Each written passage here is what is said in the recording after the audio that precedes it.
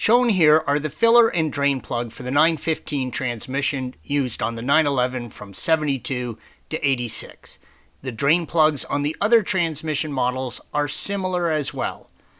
You will need a 17mm hex key to remove the plug from the transmission.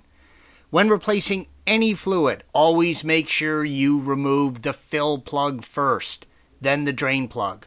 There is nothing worse than draining all your fluid out only to find you can't fill it back up, and you will end up having to have the car towed somewhere to get the plug removed.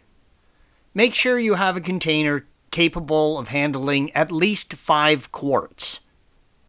It is best to drain the transmission while the fluid is warm. The gold standard for transmission oil is the Swepco 201. Used by racers and Porsche owners worldwide, many would swear that it gives new life to an old worn-out transmission.